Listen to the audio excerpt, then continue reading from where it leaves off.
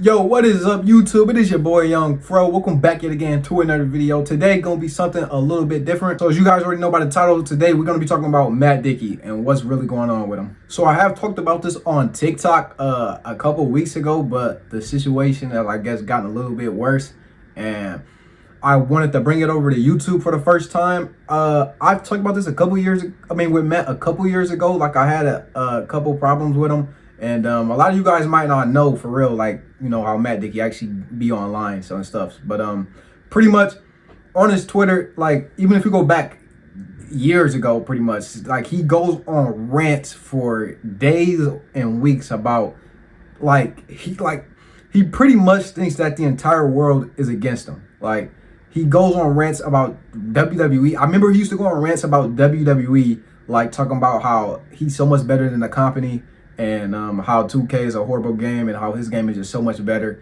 And he would go on these long rants about it. Like, it was kind of to the point where it was kind of weird, because at the end of the day, WWE honestly probably doesn't even know who this man is. And he's over here having these rants about WWE. And that's when I started knowing something was not right with this dude. But then it only got more clear to the community when somebody would send him an email giving some slight criticism to his game. I'm talking about very slight criticism, saying, hey man, I always thought this feature was kind of just annoying, just kind of got in the way. And every time that would happen, Matt would completely spaz out on the person. And he would post it on his Twitter and go on long rants about that too. I'm talking about slight criticism, not, oh, your game is just so horrible, Matt. I'm talking about slight criticism. He would completely spaz out over. Like, and I'm not joking. I even had a whole video about why I made it. It's unposted now, but I had a video back in like 2020. It was called "Why I No Longer Support Mdickie," and pretty much it was the same thing I'm talking about now. This man cannot take criticism at all. And I don't say this, I don't bring this up to bash Mdickie. I obviously love his games. I'm sure you guys do too. And I wouldn't be posting them if I didn't love playing his games. You feel me? So this is not in no way to bash Mdickie. When I talked about it on TikTok, people were in the comments were upset. They're saying, oh, you were trash talking Mdickie. How could? I'm not trash talking Mdickie. I need y'all to understand that. This is not the trash talk Mdickie. This just needs to be brought to the community. Reddit already knows about this. They talk about this a lot on Reddit. You can go on Reddit and find threads about, you know, how Mdickie really be acting and stuff. And it's weird because some people like this. They like to compare it, like how he acts to how the characters in the game act. And I'm not saying that as no joke. Like, in a way, it's kind of true. Matt does act very similar to how his characters act in game. Like, you know, like you tell them something and they just completely go ballistic over something and start beating you up. But instead of beating you up, it's Mdickie going on a long day rants about Twitter. So pretty much I'm getting on to the last part of the rant that he had, like he kind of went on recently about infinite lives. So I'm gonna try to summarize it because I did already go through this on TikTok. So Mdickie is currently under a lot of fire right now and is facing a lot of backlash from fans. This is because recently he decided to add a Charlie Kirk tribute to his games, and also in a since deleted tweet was apparently going to add a Charlie Kirk statue to his games. And fans are not taking this lightly, as some are responding saying things like, well, that's one game I'll be uninstalling. This dude said, done with Mdickie. And this guy said, my childhood dev hero just stabbed me in the heart. And this guy said, I'll pretend I didn't see this. And some folks are posting stuff like when you find out your goat is washed. So yeah, people are not taking this lightly right now. Now, before I do get my opinion, I do want to say, obviously, Charlie did not deserve to go out the way he did. Nobody deserves that. And I'm not celebrating his death or anything like that. Now, I did not support Charlie Kirk at all. Like, I didn't like a lot of the things he said, like, especially about people, you know, my skin color. So seeing Mdickie kind of, you know, add a tribute to him is disappointing to me. But like it is Mdickie's game, so like he does have the free right to, you know, add a tribute to Charlie Kirk. But he does have to understand with that will come, you know, the consequences of people deciding to not support you anymore, or, you know, just, you know, stuff like that. So yeah, let me guys know what you think about it down in the comment section below, and I'm out. So guys, I got some bad news, man. It looks like Infinite Lives is getting canceled.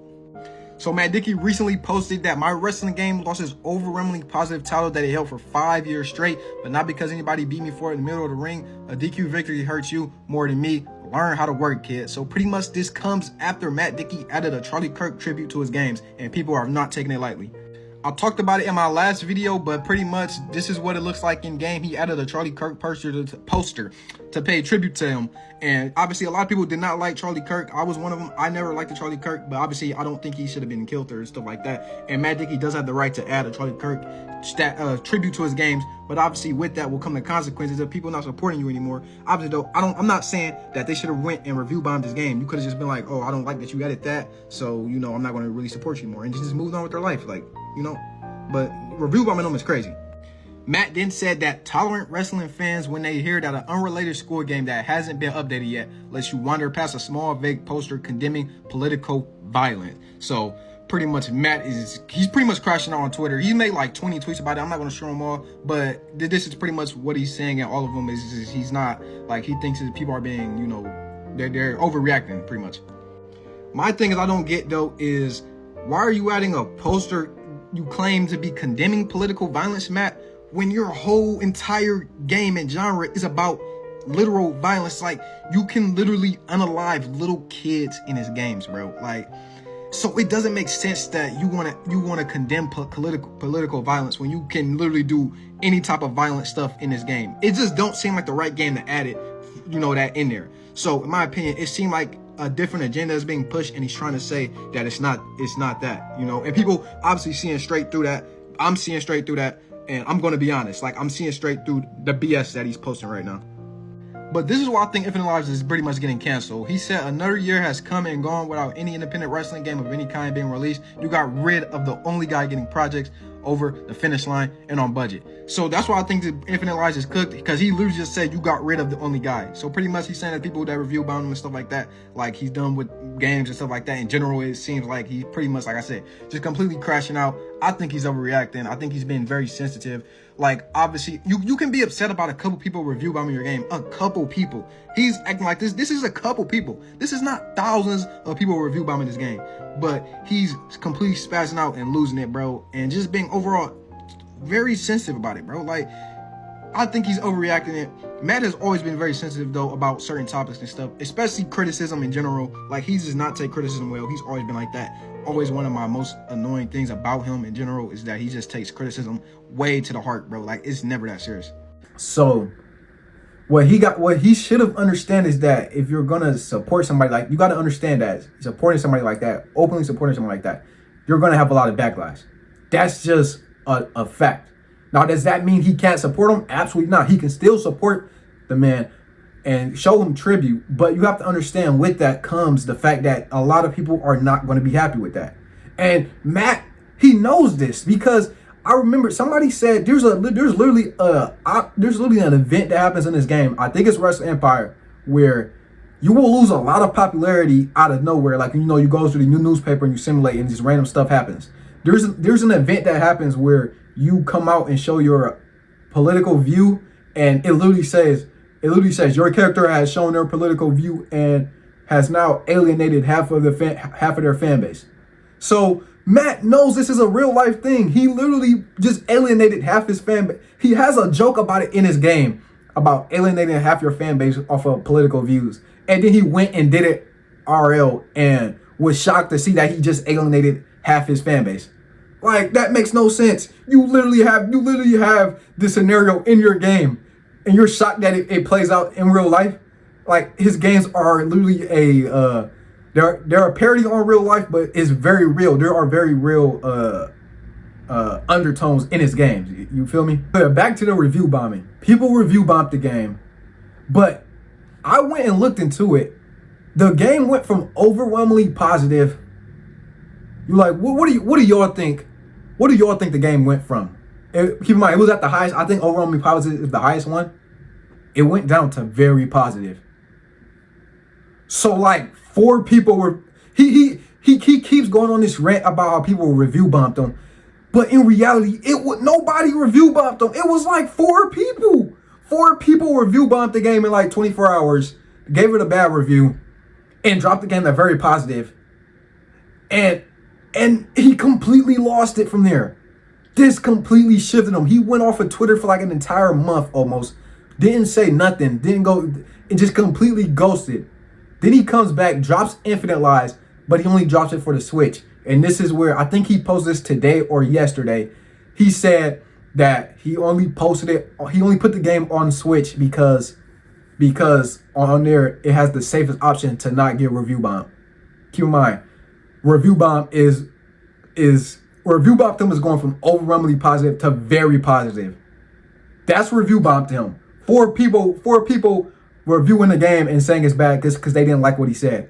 He acted like it was hundreds of people who went and review bombed the game. So now he's back on Twitter now, and he's going on this rant about how like he's pretty much withholding the game now. He's withholding Infinite Lives on mobile and PC and only releasing it on the Switch because he claims that is the safest option for it to not get review bombed. Keep in mind, nobody's actively review bombing this man. You can go to I will actually show a screenshot right now of Steam chart. All his games are very positive. Who is review bombing this man? Nobody. He's making it. He's not making it up in the fact that he was getting review bombed. Sure, like he went from overwhelmingly positive to very positive.